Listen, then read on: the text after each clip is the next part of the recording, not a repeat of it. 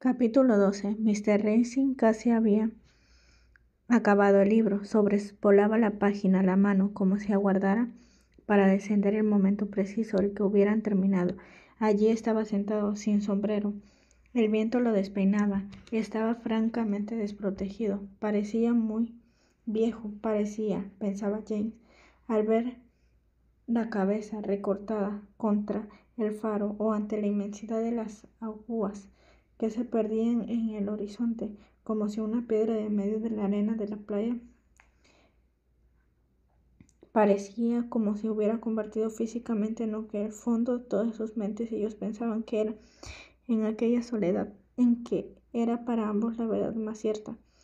Leía con gran rapidez, como si tuviera ganas de llegar a ese final y decir la verdad, que estaban muy cerca del faro. Ahí se erguía, desnudo y derecho, deslumbrante, blanco y negro, y podían verse las olas deshaciéndose en agujas blancas como cristal que se arrojara contra las rocas. Veía una de las ventanas con toda claridad, una pincelada blanca en una de ellas, a una gavilla de verde sobre la roca. Había salido un hombre que los miraba a través de un catalejo, y había entrado un nuevo. Así era esto, pensaba James. El faro que había estado viendo durante todos estos años desde el otro lado de la bahía era una torre desnuda sobre una roca pelada. La complacía, confirmaba algún oscuro sentimiento acerca de su propio carácter. Parecía como si hiciera siglos que nadie hubiera hablado. Khan estaba cansada de mirar hacia el mar. Pasaban flotando trocitos de corcho negro. Los peces en el fondo de la barca estaban muertos. Pero su padre seguía leyendo, y James lo miraba, y ella lo miraba, y habían prometido que se enfrentaran con la tiranía hasta morir, pero él seguía leyendo, muy ajeno a lo que ellos pensaban. Así es como se escapa, pensaba ella. Sí, con aquella frente despejada, la nariz grande, manteniendo ante sí con firmeza aquel librito moteado, así como escapaba. Ya podía uno pretender cogerlo, porque él, como un pájaro, extendía las alas, se alejaba planeando para pasearse fuera de tu alcance.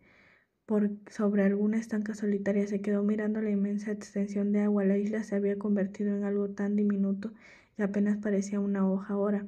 Parecía el extremo superior de una roca que corriera el peligro de ser cubierta por una ola en cualquier momento. Sin embargo, era en esta minúscula fragilidad donde había todos estos caminos, esas terrazas, estos dormitorios, tantas cosas incontables, pero cómo. Justo antes de dormir las cosas se simplificaban solas, de forma que solo toda la miradilla de detalles, tiene el poder para hacerse valer. De igual forma creía, mirando soñolienta hacia la isla. Todos esos caminos y terrazas y dormitorios se desvanecían y desaparecían, y no quedaba nada sin un escenario de color azul celeste que se movía de un lado a otro en su mente. Era un jardín colgante, era un valle lleno de pájaros, de flores, de antílopes. Se dormía. Vamos, dijo Mr. Racing, cerrando el libro de repente. ¿Vamos? ¿A dónde? ¿A qué extraordinaria aventura? Se despertó sobresaltada. A desembarcar en cualquier lugar, a subir cualquier lugar, porque tras este inmenso silencio las palabras lo sobresaltaban. Pero era absurdo. Tenía hambre, había dicho él.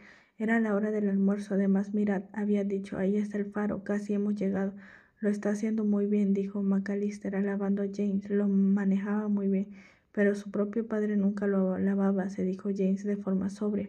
Mr. Racing abrió el paquete, repartió las emparedadas. Ahora era infeliz, comiendo pan y queso con los pescadores. Le habría gustado vivir en una casita de campo, holgazanear por la bahía y escupir como los demás marinos, pensaba James, viendo cómo partía el queso en finas láminas amarillas con la navaja.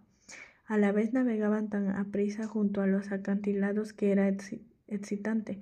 Parecía como si estuviera haciendo dos cosas a la vez. Comían unos emparedadores al sol aquí y se dirigían a puerto en medio de una gran tormenta. Tras haber naufragado, ¿durará el agua? ¿Durarán las provisiones?, se preguntaba, contándose un cuento, pero muy consciente a la vez de la verdad. Pronto llegarían, le decía Mr. Racing, el bueno de McAllister, pero sus hijos verían cosas sorprendentes. McAllister dijo que había cumplido 75 en marzo. Mr. Racing tenía 61. McAllister Dijo que había ido al médico, que tenía una dentadura completa. Así es como me gustaría que vivieran mis hijos.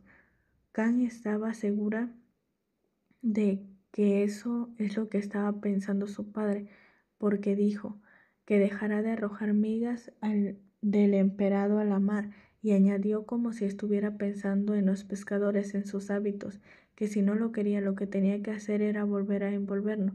No debía desperdiciarnos, lo dijo con un conocimiento tan seguro como si tuviera conocimientos precisos acerca de todo lo que ocurría en el mundo, que lo guardó al momento, y entonces él le dio de su propia bolsa un pastelito de jengibre, como si fuera un noble español que ofreciera una flor a una dama en la reja.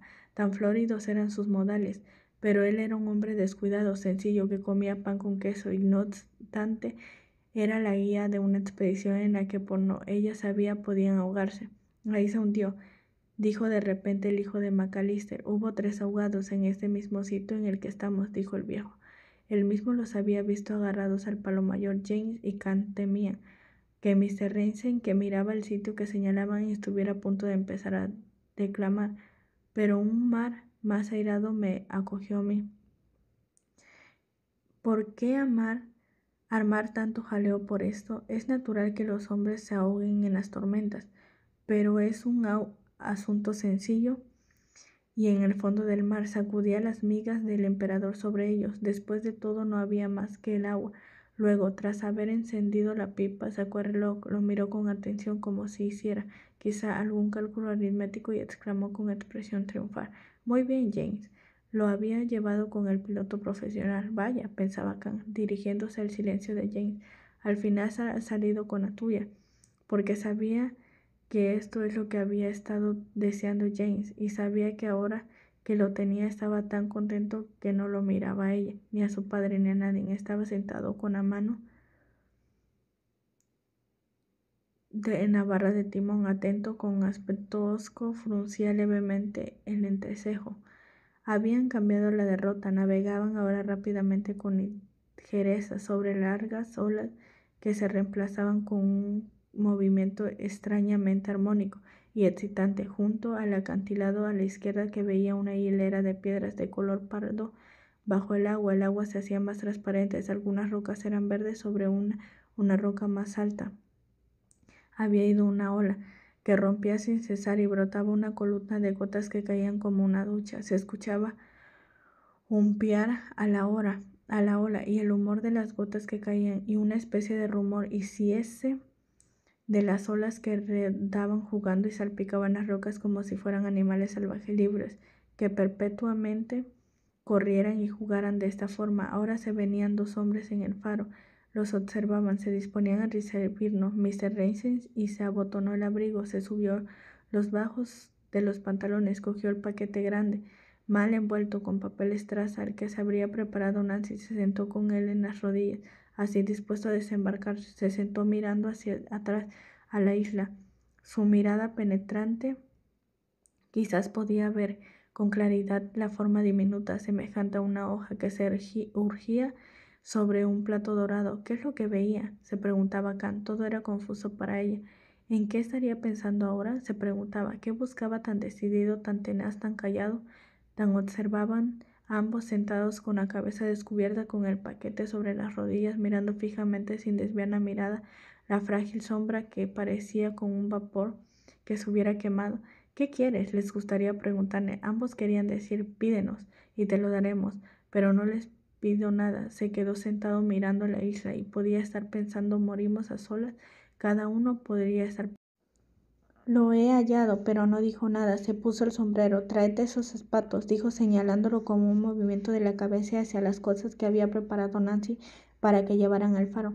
«Los paquetes para los del faro», dijo. Se levantó y se dirigió a la proa de la barca, erguido, alto, y tal parecía como si pensaba James estuviera diciendo: «Dios no existe», y Kant pensaba: «Parece como si fuera a dar un salto en el vacío». Ambos se levantaron para tras él.